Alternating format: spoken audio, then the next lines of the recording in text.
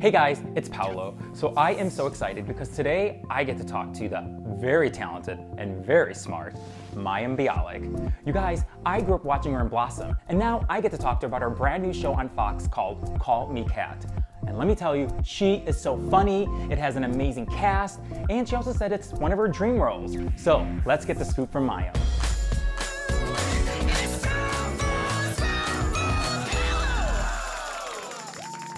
All right, Mayim, I cannot say how excited I am to have you on A Spoonful of Paolo. Thank you, really. Thank you. I'm super excited to get to talk to you. Oh my God, thank you. You know, before we go into the show and everything, you know, today's a special day. This episode will air early next week, but today's inauguration day. And I just want to know, how are you feeling? Because I couldn't sleep all night. It felt like Christmas Eve for me. What are you feeling? What's going through your mind?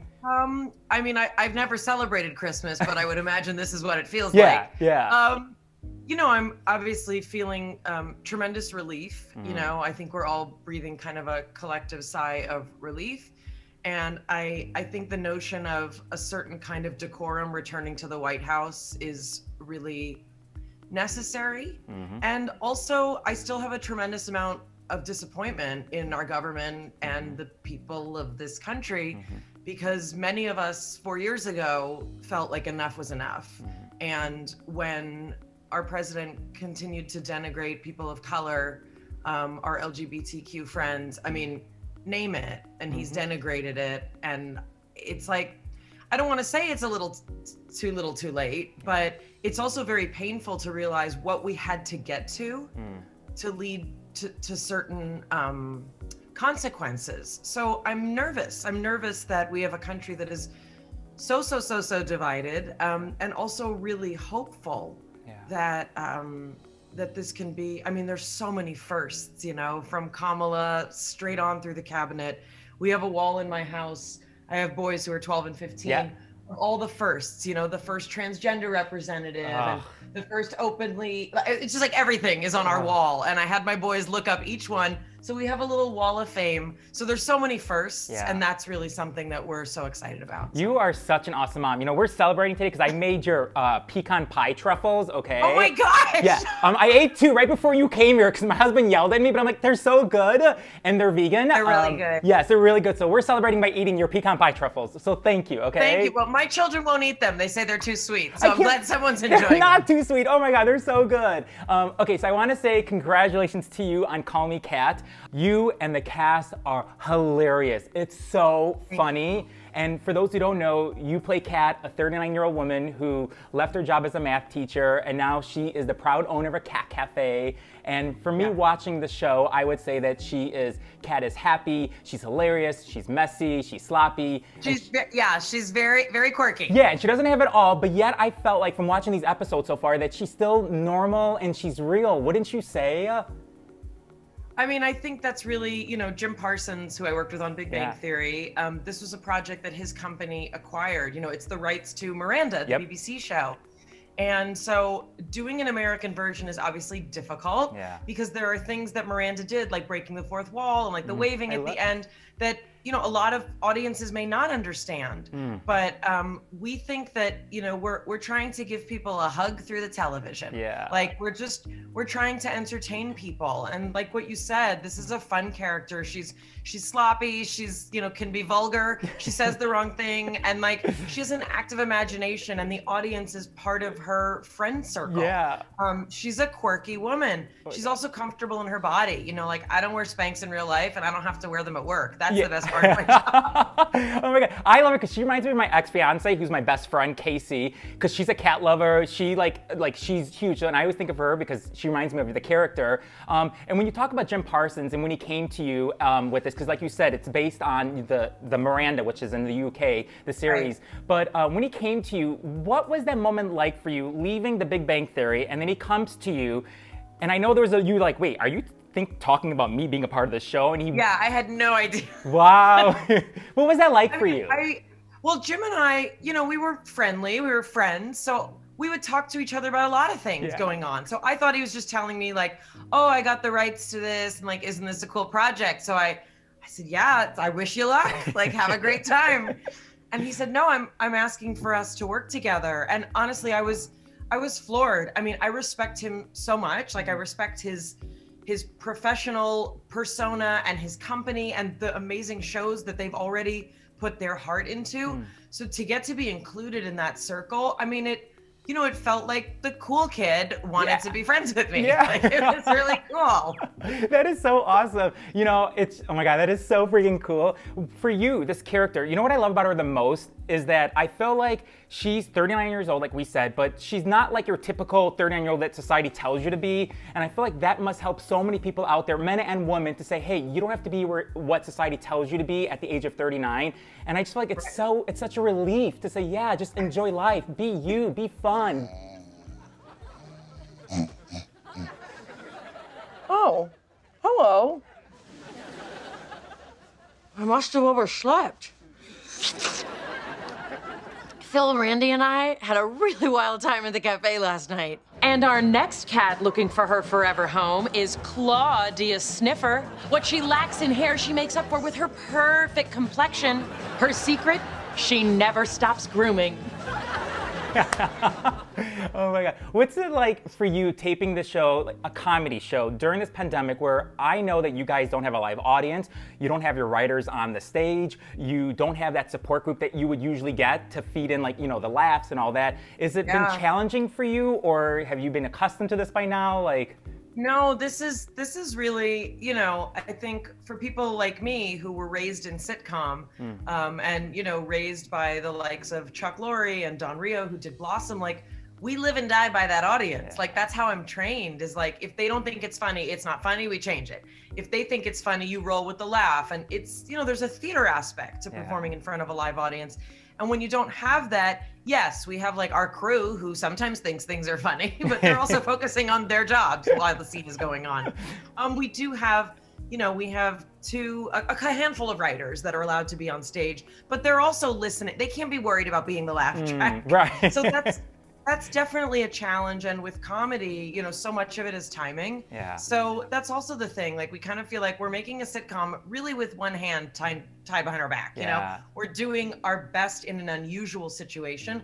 And especially for a sitcom, there is so much riding on those rhythms that we don't get to have access to the same. The physical comedy that you do really, I mean, I'm not saying just because you're on our show, but you are a genius. You play it so, no, but honestly, I take that in, really, because, you know, life, we go so crazy, we spin so fast, but take it in. You really are a genius. Was there someone you looked up to with this comedic, like that you said, because you play it so good? You know, I was raised watching Carol Burnett and Lucille Ball, Tracy Ullman. You know, and even like, I was raised on Three's Company, you know, I was raised on, like, you know, Jack Ritter, like that was, you know, so I grew up with a lot of that kind of stuff. But I think it's not so, I mean, look, a lot of us grew up watching that, and it doesn't mean you necessarily want to embody it.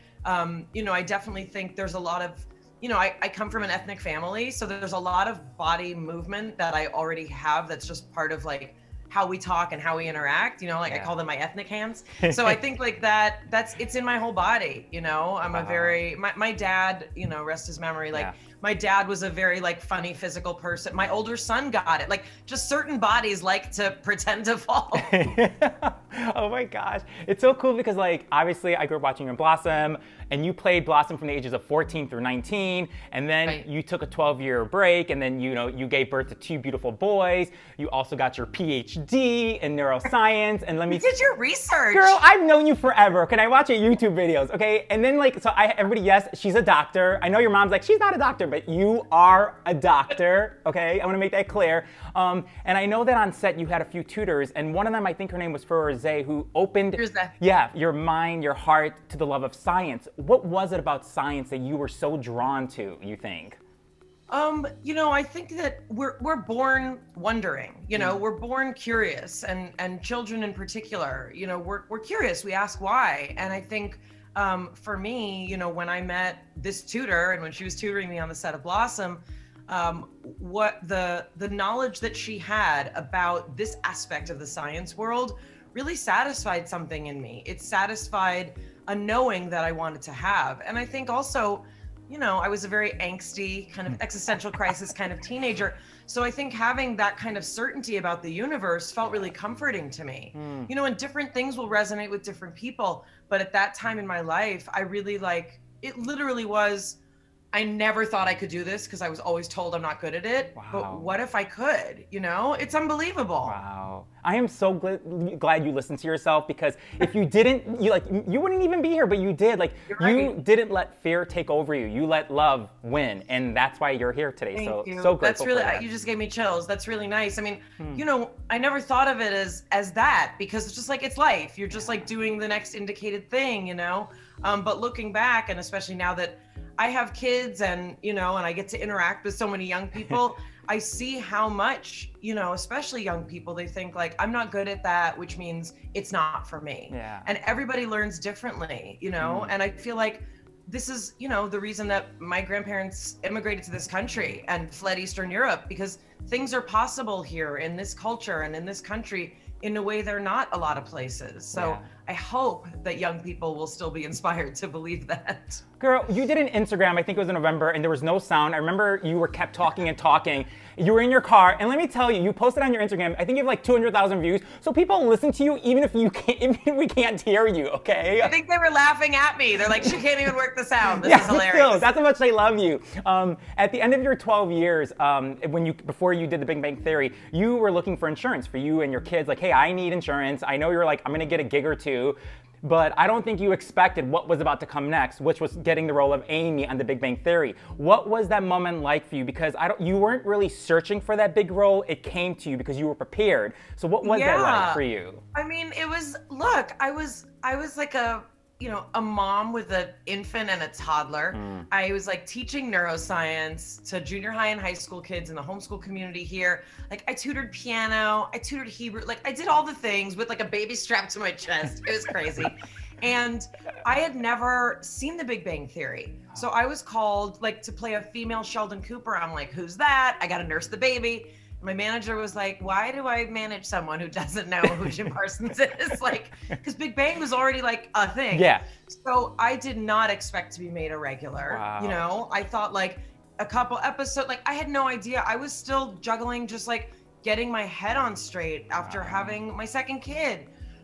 So, you know, a really beautiful surprise and so many blessings, you know, like tucked into that. But, you know, there are these moments, you know, that just like your life will never be the same. You know, that's it. It's like there's no turning back. And even if you like succeed, don't succeed, like nothing will be the same. It's all like before that happened and after that happened. So like I had life before beaches and life after beaches. And then I had like life, you know, before my doctorate and after, and now before Big Bang and after. Wow. Just make sure you hold on to these dream moments that have been happening in your career, because I think it's such a huge moment, because I think that's what keeps us going forward, because we have our bad days and our good days, but you've had so many peaks in your career, in your personal life, that you have to hold on to them, because that's what keeps you going further, you know? So Thank you. That's really sweet. Thank you. Yeah. You know, you've been a huge advocate on mental health, and I want to say thank you for that. I've listened to your new podcast. I think your first guest was Grace Helbig.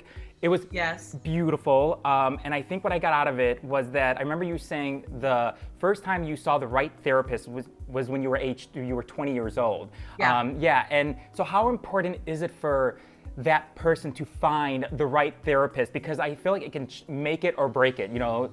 Yeah, this is actually, and my podcast is called Mayim Bialik's Breakdown, mostly so I can say, welcome to my breakdown. I love it when you say that. But I think that this is kind of one of the great sticking points, you know, for many people, and in many cases kind of the barrier. People will say like, oh, I tried therapy and it didn't work. And when I hear that, what I hear is it wasn't the right match. Because when you're with a person who allows you to open up, that's when therapy starts. But if you're seeing, and I think also we're taught, especially, you know, especially women, especially underserved populations, we're taught like, don't make a fuss. Like it's, you know, like just like get smaller. Like don't, it'll be okay. You'll figure it out on your own. And so I think a lot of that is like, we're not taught to speak up and say, this isn't right, I'm gonna try again, you know? And so many people, it's like the labor just to find one person to try out as a therapist. they can't imagine having to do that again. Yeah. But the fact is, when you wonder, like, why are things not changing?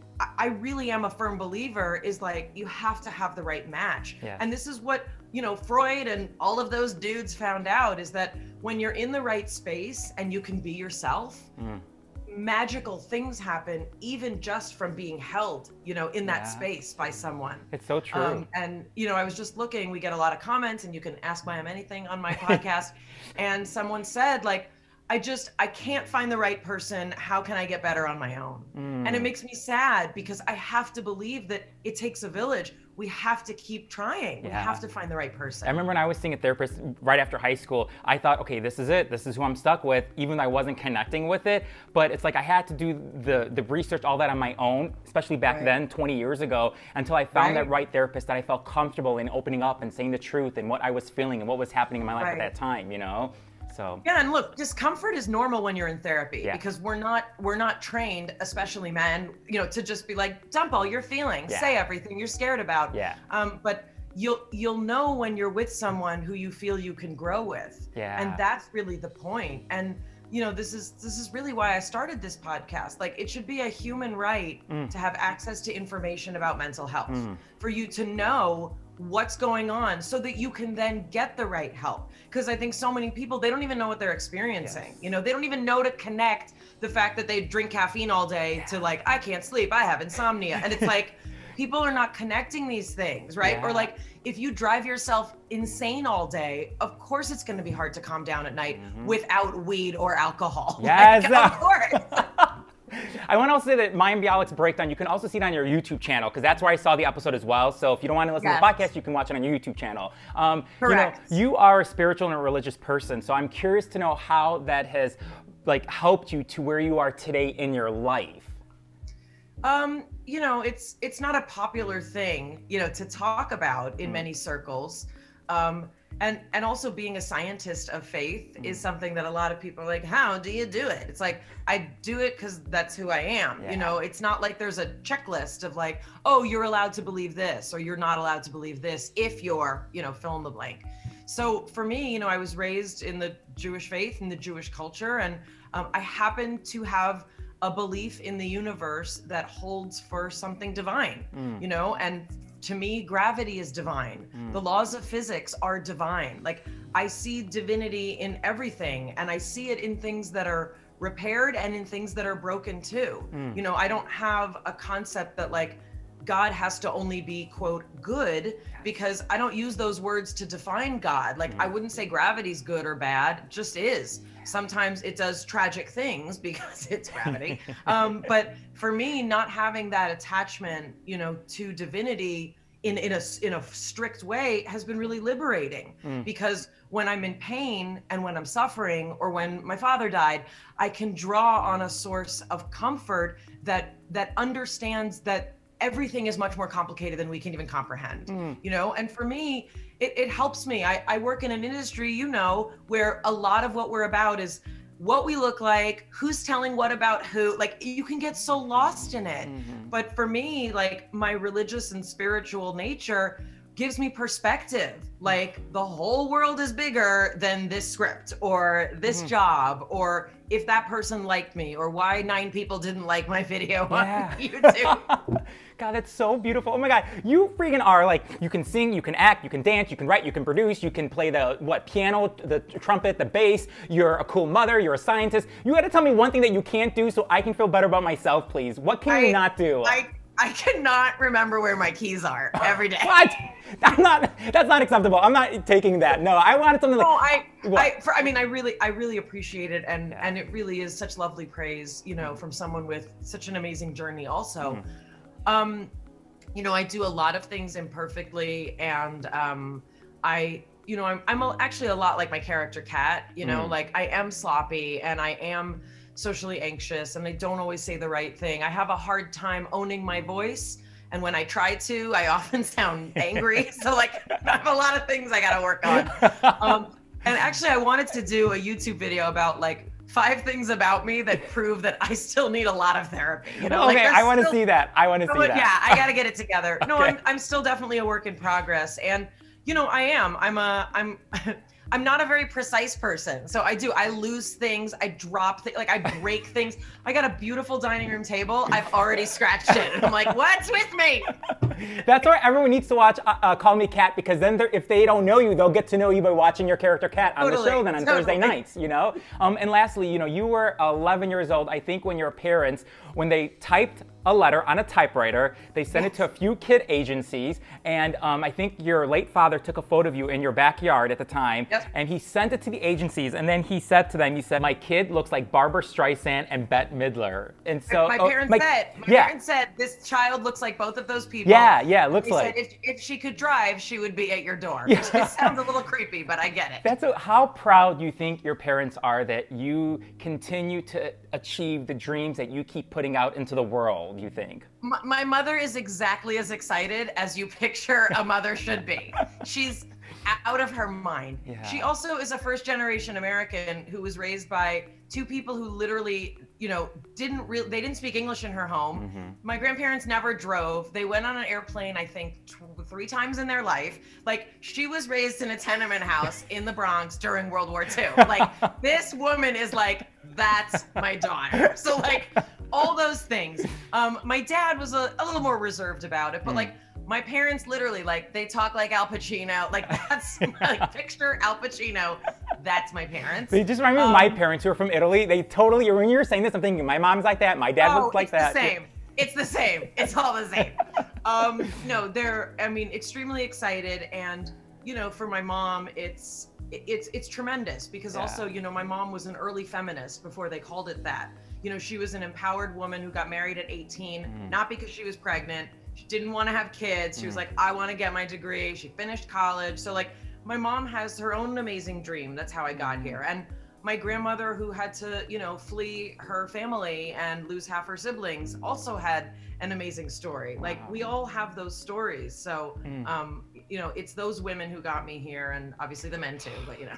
I just like, honestly, I feel so blessed, grateful to have you on our show, because especially at a day like today where there's gonna, you know, so much love we're putting into the universe, and so having you on A Spoonful of Apollo means so much to me. So in honor of you being a guest on our show, we are going to be donating $200 to the National Alliance on Mental Illness. Oh, that's so nice, thank you. Yes, I just to bring awareness out there. Are all of your checks that big? Yeah, just only your check. This is a special check for you. It's been donated, but this is for you. I want to see what your checkbook looks like. It's giant. It's special. Hello, like hello. Yeah. So we're gonna do that. That is so lovely. Thank you. Yes, of course. Just it's our way of saying thank you, because we are so. My husband and I, we watch you. We've been watching you every Thursday night. We're so proud of you, and take it in, because life is, you know, it's so crazy in and out. But take these moments in, because you so deserve this. Okay, you just do. Thank you. Really, thank you for being a guest, and we love you so much. Oh my gosh, I made a new best friend. I'm so excited. And thank you for getting up at 7 a.m. And I'm like, Patrick, I hope this is okay. She's getting up at 7 o'clock to do this interview like earlier. No, I can't guarantee I look my best, but you know, I made an effort here. There's some makeup on. Okay, listen, I'll be honest with you. Listen to this gay boy. You look absolutely beautiful, okay? You look beautiful. So don't forget that, okay? Thank you so much. All right, enjoy the rest of the day, and I can't wait to see you on Thursday nights on Fox, okay? Thank you so much. Thank you so much. You have a great day. Ciao, bye. That was so fun. Oh my God, I love her so much. So sweet. Oh.